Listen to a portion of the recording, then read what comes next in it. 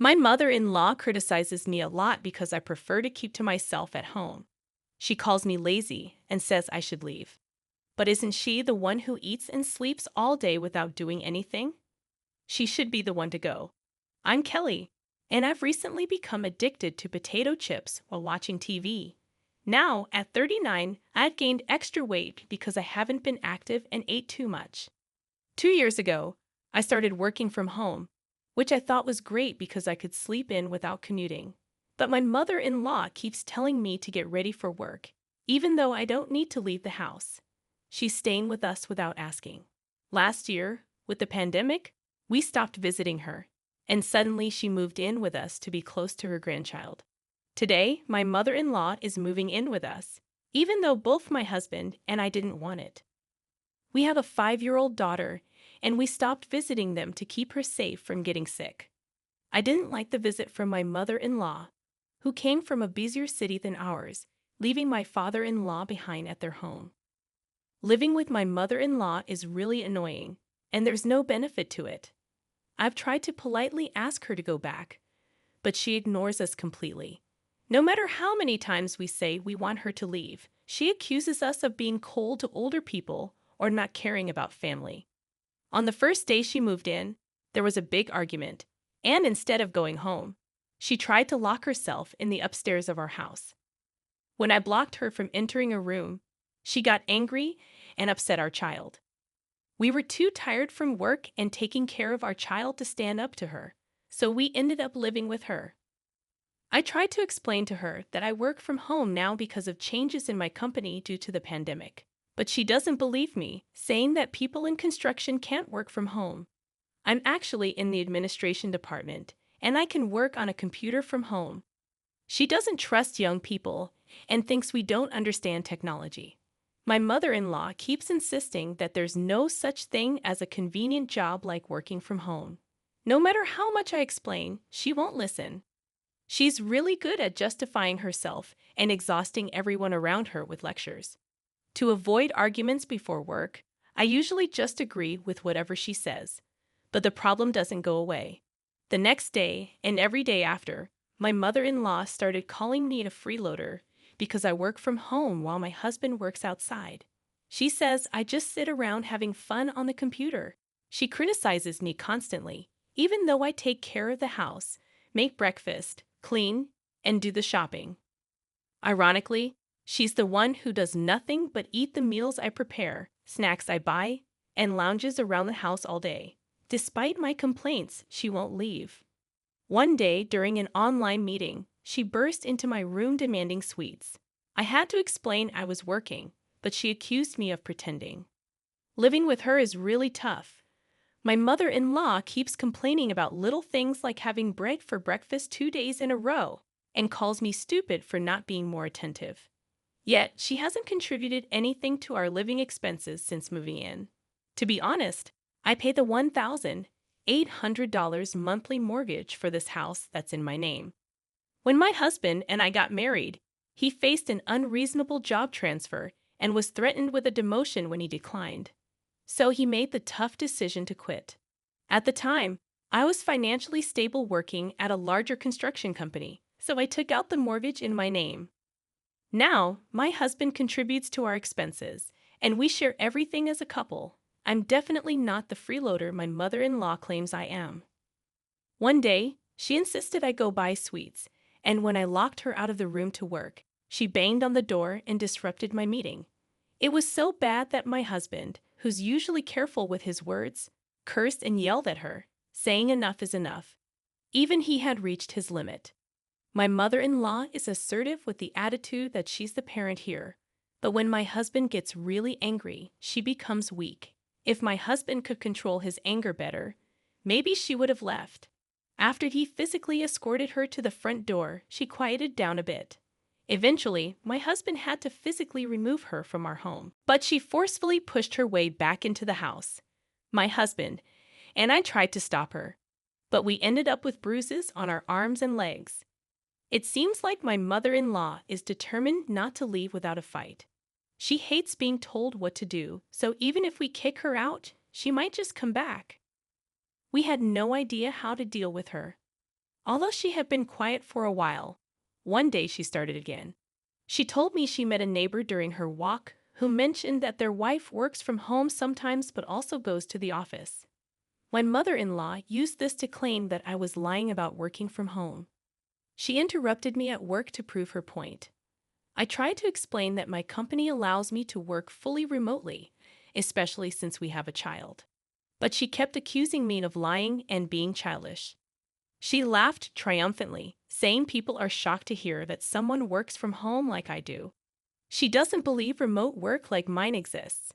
Despite my attempts to politely ask her to leave so I could focus, she ignored me. She accused us of causing the situation because we stopped visiting her. Her ranting intensified, and I couldn't concentrate on my work. I really need to finish this program for my job, but dealing with her is making it difficult. She demanded that I listen to her and forcefully turned off my laptop, causing me to lose about an hour's worth of work. Then, she insulted me, calling me a freeloader and telling me to get out of the house. In her anger, she even threw the computer at me, breaking the monitor. Luckily, it was my personal laptop and not a company one, but it was still upsetting.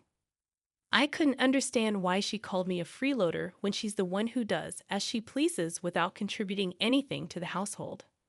No one welcomed her presence, and it was frustrating. After that incident, I decided not to argue with her anymore. Since my computer was broken, I had to go into the office to work and reduce contact with her. She made sarcastic remarks, but I ignored them. When my husband heard what happened, he was furious and determined to kick her out. But just kicking her out wouldn't satisfy me. I decided to endure a little longer until she went on a trip with a friend. During that time, I planned to give her a taste of her own medicine. A week later, my mother-in-law returned from her trip in a good mood. But she found me in the room she had been using. She demanded I unlock the door, but I stood my ground, telling her that this was my house and I had been using the room for years. So I told my mother-in-law firmly that she had to leave. She was furious and kicked the door, but I didn't open it. My daughter's voice came from behind the door, asking Grandma to handle things. It seems my husband was also there, advising her not to end up like Grandma. My husband gave my mother-in-law 3 choices. Leave now, think about it, and then leave, or leave and never come back. Despite her anger, my daughter's words seemed to have an impact, and my mother-in-law's voice became weak. She argued back, saying she did nothing wrong, but my husband pointed out how she only thought about herself. Frustrated, I decided to open the door. My mother-in-law was shocked by what she saw inside. She asked where Jung was, and I jokingly said I threw him out with the trash. Jung turned out to be her favorite Korean idol. She had collected CDs and merchandise related to him and had even attended events he participated in. Most of her suitcase was filled with Jung items. When she decorated the room with his posters and photos, I replaced everything with posters of the Backstreet Boys and their merchandise and even changed the curtains. She was upset that everything was different, and we argued about the changes, but it seems my prank caught her off guard and changed her mood. So I decided to play a prank by replacing everything in the room with items that were age-appropriate. I changed the posters to ones of the Backstreet Boys, replaced the curtains, and even swapped out her favorite Joe items with different decorations. When my mother-in-law saw the changes, she was shocked and upset. She asked about her belongings, and I teased her about the cost of the new items, saying that each poster was expensive and even showing off a designer carpet and a Homer Simpson stuffed toy I bought. I explained that if I were really a freeloader, I wouldn't have the money to buy all these things. This seemed to deflate her, and she didn't argue back. Then, I showed her the outfit she would wear the next day. A pair of stylish pants and a t-shirt with freeloader written on it. My mother-in-law was overwhelmed by everything and started to tear up. Eventually, she decided to leave, pulling out her suitcase from the trip and exiting our house. My husband and daughter supported my decision, and she finally left. But I hadn't expected to be this effective later. I contacted my in-laws and said if you want the June goods back, please pay for it. the past living expenses, and the computer. Did I really throw the goods away? Of course. Not that would be a crime. Even if it's family, I just pretended to have thrown them away to break her spirit. In fact, all of my mother-in-law's personal belongings were hidden in my husband's room. Relieved, my mother-in-law immediately accepted my demands. For John's sake, she transferred the money for the past living expenses and a new computer to our account. However, the money came from her husband's retirement funds, which were supposed to be saved for any future needs. Moreover, the money for the trip and her fan activities for Joe also came from those retirement funds.